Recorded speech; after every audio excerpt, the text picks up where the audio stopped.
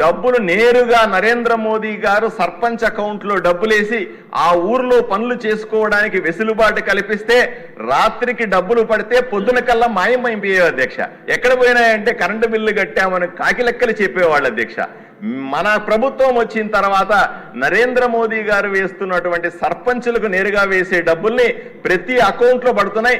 ప్రతి గ్రామానికి కూడా 5 నుంచి 15 లక్షల రూపాయలు ఈరోజు సర్పంచ్ అకౌంట్లో ఉంటే అక్కడ అవసరాలు తీరుతున్నాయి అన్న విషయాన్ని మీకు తెలియజేస్తున్నాను అధ్యక్ష. అదేవిధంగా మున్సిపాలిటీలైనా సరే, పట్టణాలైనా సరే, పట్టణాల్లో ఉన్నటువంటి అమృత్ పథకం అయినా సరే, అమృత్ పథకం ద్వారా ఇంటింటికి నీళ్లు ఇస్తా ఉన్నాం, డ్రైనేజీలు ఏర్పాటు చేస్తా ఉన్నాం. మున్సిపాలిటీలకు ప్రత్యేకంగా ఆర్థిక సంఘం నిధులు కేంద్ర ప్రభుత్వం చేస్తా ఉంది.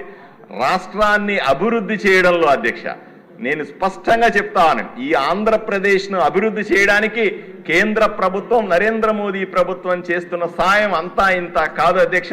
నరేంద్ర మోదీ గారి ఆశీస్సులతో, గౌరవ ముఖ్యమంత్రి, ఉప ముఖ్యమంత్రి గారి అనుభవంతో, వాళ్ళ అకుంఠిత దీక్షతో ఈరోజు రాష్ట్రాన్ని అభివృద్ధి చేసుకుంటామనే నమ్మకం ప్రజల్లో అందరికీ వచ్చింది. ఈరోజు ఈ సభ ద్వారా ప్రజలకు కూడా మనము ఒక విషయాన్ని చెప్పాల్సి ఉంది అధ్యక్ష.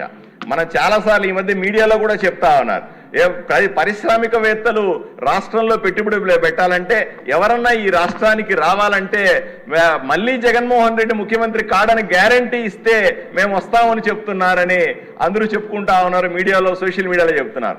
మనతో పాటుగా ప్రజలు కూడా హామీ ఇవ్వాలి అధ్యక్ష.